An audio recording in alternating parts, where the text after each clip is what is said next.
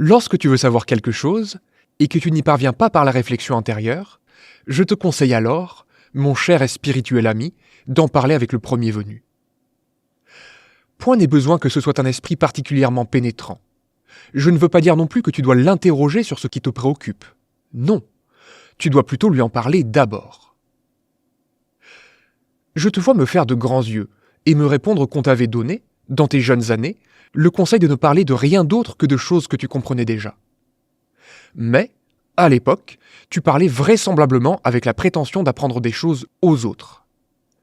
Je veux, pour ma part, que tu parles selon l'intention raisonnable de t'instruire toi-même, et qu'ainsi ces deux règles de l'intelligence, différemment selon les cas, puissent peut-être absolument coexister. Le français dit « l'appétit vient en mangeant », et ce principe reste vrai quand on le parodie, et que l'on dit « l'idée vient en parlant ». Souvent, je reste installé à mon bureau, devant mes dossiers, et je cherche, dans une affaire de justice embrouillée, l'angle sous lequel je pourrais bien la juger. Je tente alors, d'ordinaire, de regarder dans la lumière, puisque c'est l'endroit le plus clair, m'efforçant d'élucider l'affaire au plus profond de moi-même. Ou bien, si j'ai à traiter d'un problème d'algèbre, je cherche la première proposition, l'équation qui exprime les rapports donnés et à partir de laquelle la solution sera facilement déduite par le calcul. Et représente-toi ceci encore. Lorsque j'en parle à ma sœur, qui est assise et travaille derrière moi, j'apprends alors ce que je n'aurais peut-être pas obtenu au terme d'heures de méditation. Non pas qu'elle me l'ait dit au sens propre, car elle ne connaît pas le code des lois, pas plus qu'elle n'a étudié Euler ou Kessner.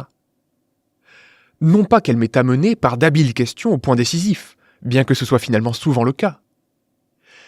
Mais c'est parce que j'ai tout de même une idée obscure, qui a un rapport plus ou moins lointain avec celle que je cherche, que mon esprit, alors que je m'engage courageusement, tandis que le discours progresse, se trouvant dans la nécessité maintenant de donner au début une fin, transforme cette idée confuse en quelque chose de totalement intelligible, de telle sorte qu'à mon grand étonnement, la clarté jaillit lorsque la phrase s'achève.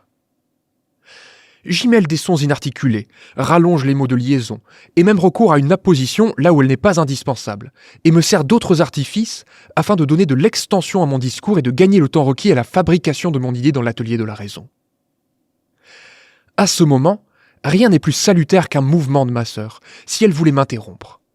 Car mon esprit, déjà fortement tendu, se trouve stimulé davantage par cette tentative extérieure de m'enlever la parole, dans une tension plus grande encore, tel un grand général pressé par les circonstances.